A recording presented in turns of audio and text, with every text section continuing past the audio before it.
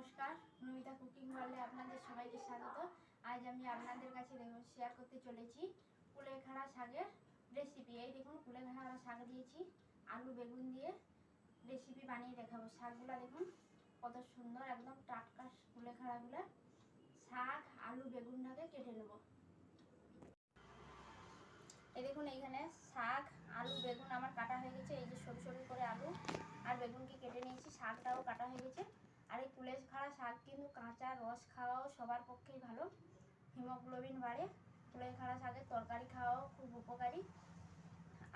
আমি এরপরে এইটাকে ধুয়ে নেব। এই দেখুন, এইখানে শাক আর আলু বেগুনটা ধুয়ে নিয়েছি। এদিকে কড়াইও বসিয়ে দিয়েছি, গরম হয়ে গেছে। এরপরে দিয়ে দেবো সরষের তেল। তেলটা গরম হয়ে গেছে, এরপরে দিয়ে দেবো 5 ফোড়ন, কাঁচা লঙ্কা, কুচনো পেঁয়াজ কুচিটাকে একটু ভেজে নেব।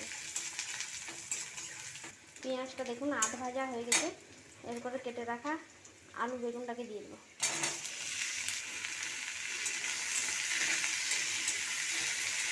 আলু আর বেগুনটা নাড়ানোর সময় দিয়ে দেবো লবণ, হলুদ গুঁড়ো।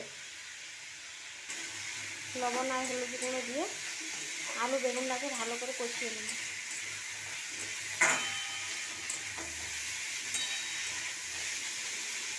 চাপা দিয়ে দিয়ে ভালো করে ভেজে নেবো আলু বেগুনটাকে। ঢাকনাটা খুলে আবার একবার নাড়িয়ে নেব। আবার একবার ঢাকা দিয়ে দেবো। ঢাকাটা খুলে দেখবো,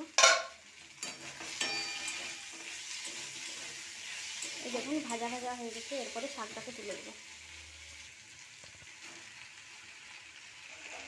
শাকটা দেওয়া হয়ে গেছে, এবার নাড়িয়ে নেব।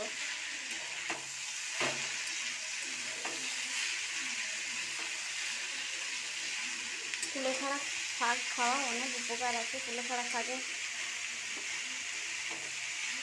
রক্ত হয়, শাকটা খাওয়া খুব ভালো শরীরের পক্ষে। একবার ঢাকা দিয়ে রেখে দেবো একটু সময়।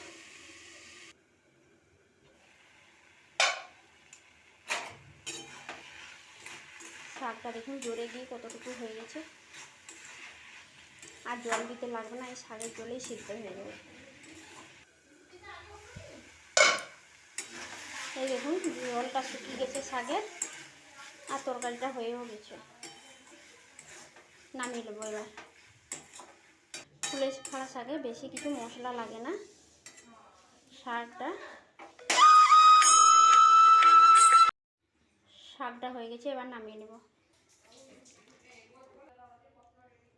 দেখুন শাকের তরকারি রেডি।